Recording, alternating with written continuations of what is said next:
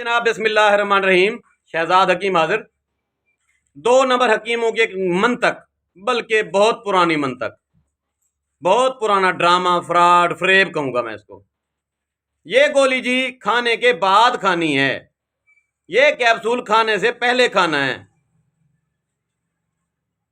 ऐसा जहन बनाते हैं, मरीज का ब्रेन वॉश करते हैं, वो बेचारा पागल होकर फिर रहा होता है। 10 बार हकीम के पास, डॉक्टर के पास पूछने चला जाता है, जी ये गोली ये सोने के बाद खानी है, ये जागने से पहले खानी है।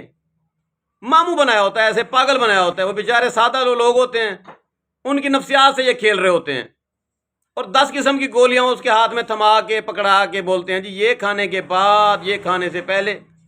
सवाल है मेरा, एक बात तो बताओ, जो खाने से पहले बंदा गोली खाएगा वो कहाँ जाएगी? सीधी जिगर में चली जाएगी, टांगों में चली जाएगी, मैदे में जाएगी ना। एसोफेगस से आगे मैदा है, बस बात खत्म। मैदे में जाएगी, अंदर कैलूस बनेगा।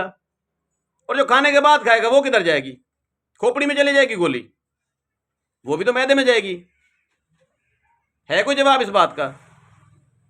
गोली तुम्हारी में असर नहीं है, टके एक का असर नहीं है, मट्टी दे रहे हो पीस के। तुम्हारी गोली में असर होना चाहे बंदा खाने से पहले खाए या बाद में खाए, तो वो अपना काम करेगी गोली। अपनी गोली में ताकत पैदा करो, मरीजों के नफ्सियात से न खेलो। वो जमाने चले गए जो 100 साल पहले, 200 साल पहले की हिकमत थी, ड्रामाई हिकमत। लोगों के आप लोग पढ़े लिखे हैं, एजुकेटेड हैं, हर बात समझते हैं, कौन सी गोली कब कैसे खानी है वो सब समझते हैं। और ये जो फिल्में चलाई हुई हैं, ये माजून जी खाने के बाद खानी, पहले खा लेगा तो कौन सी मौत आ जाएगी? वो मैदे की बजाय कहाँ चली जाएगी? सीधा वो फेफड़ों में चली जाएगी। अफसोस नहीं है तुम लोगों पे?